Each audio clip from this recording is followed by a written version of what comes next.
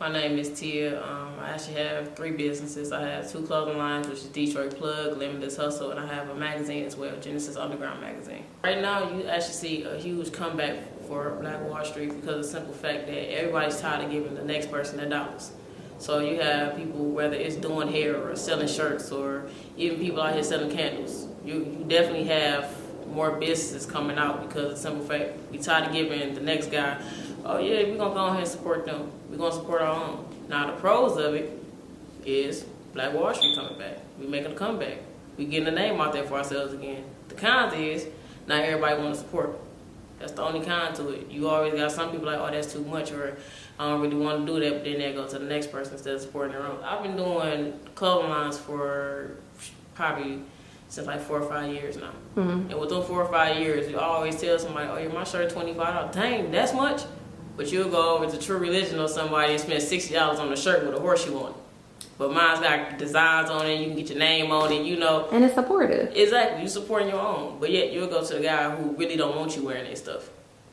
Me, I don't care. You can be black, white, purple, Asian, Mexican, I don't care. You can wear my stuff. It just shows that you support me. I don't look at, like when I go to another designer, oh, let me get that, I give you a shirt, you give me a shirt. No, how much is your shirt? I'll buy it. We need to start doing more events, more, you know what I'm saying, more outings, because think about it. Probably within like the last 10 years, our generation has really separated away from each other. We used to go to Belle Isle, we can actually have a good time. You know, now you go to Rouge, you getting stabbed, you know, because we separate away from each other. So that falls into Black Wall Street as well, because nobody wants to support each other, because everybody wants to sit there and be ignorant sometimes, or they just want to do too much. It all falls under the same category. So they don't want to support each other because of the simple fact we don't want to be bothered with it.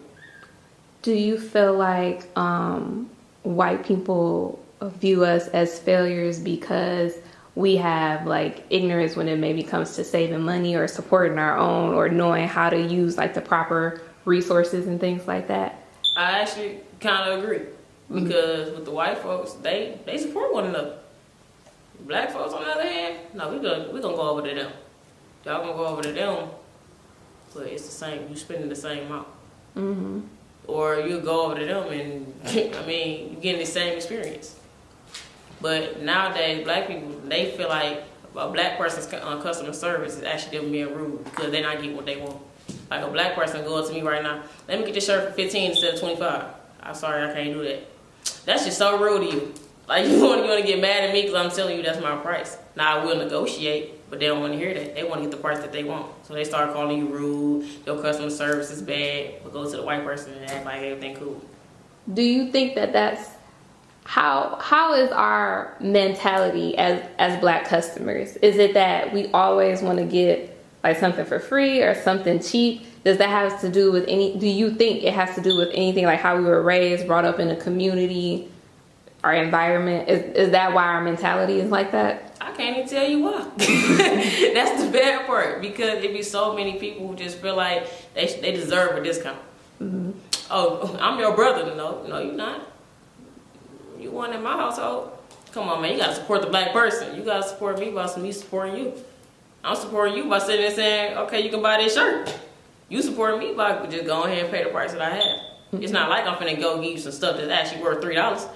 I'm actually giving you high quality. But you go over to the next person and they probably like $1 cheaper, but yet you still want to bash my brand, or you want to bash what I stand for. Mm-hmm. And then you want to say I'm rude, or I need to work on my customer service, and this is not how I'm supposed to run my business. But what can you expect when you come at somebody expecting the least? With you being a black business owner, what resources and things that you look at before like starting a business to be smart about it so you can actually make a profit? Actually, I look at what's hot. Mm-hmm. Like with clothes, I see a lot of females and a lot of rappers, they love glitter, so I do a lot of shirts with glitter on. I see a lot of dudes who, well, actually not even dudes, I see a lot of Caucasian people who love to support Detroit. They love Tigers. I came up with a design called Opening Day, slanted just like how the Detroit Tigers is, and I swear white people are like, oh my God, I gotta have it. Do you have orange glitter? It's because the way you market it, you gotta look at how you setting up everything. Like with kids shirts, kids they love glitter.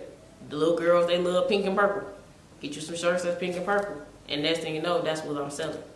And then that's like for my magazine, I did a whole month of free interviews. Everybody loved that because in fact it's free, and they help them get themselves out there. I did a rapper named NBL Grizz. I did Rich and Rebellious clothing line. I did Power Circle clothing line. All people who haven't been heard, but they're talented, and yet they were like, "Oh man, I got a lot of support off the interview," because the simple fact that I'm supporting. So you expect that back. Then you get it back. People mentality nowadays is if you ain't popping, I'm not messing with you. Okay. And it's messed up to think like that because the people that's popping, once upon a time, they wasn't. People like with rappers, if you ain't in your video flashing money and flashing drugs and flashing cars, ain't nobody gonna watch your video. But once you drop that one video where you got a stack of money right here and a gun right there and some drugs right there, boom, you out. Do it. I mean, as stupid as that is. That's like NBL Grizz.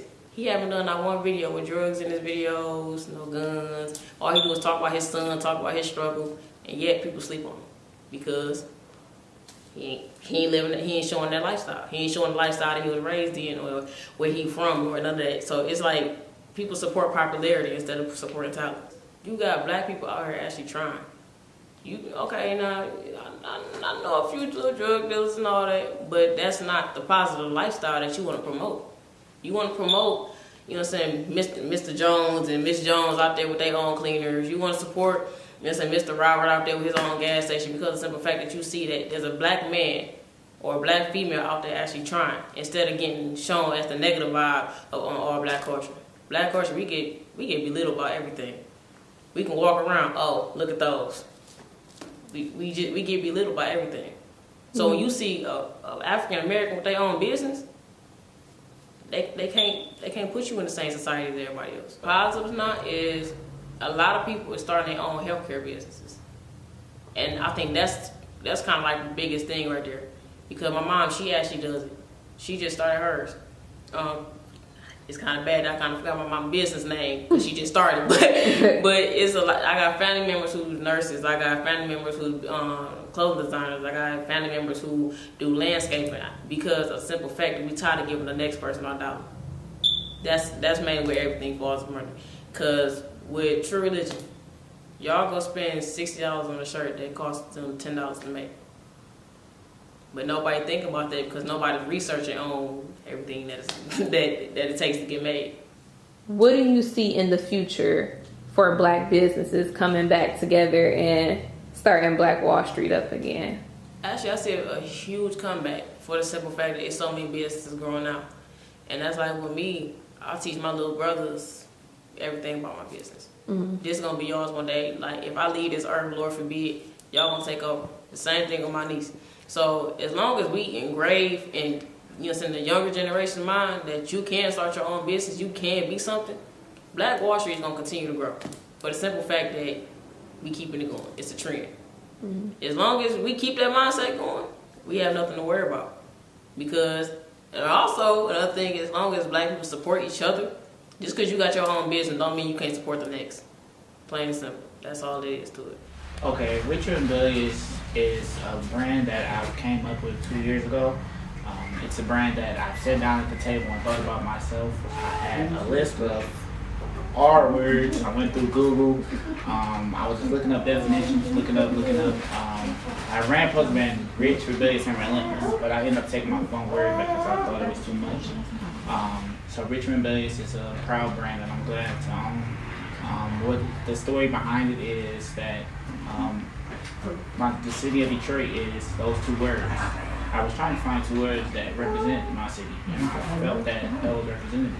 So when I did that, I actually sat down and thought to myself that this is a story that I want to tell about my city, and not just the bad parts about it. Great. So would you say that your brand is kind of for any audience in particular? Who would you want to see in your clothes?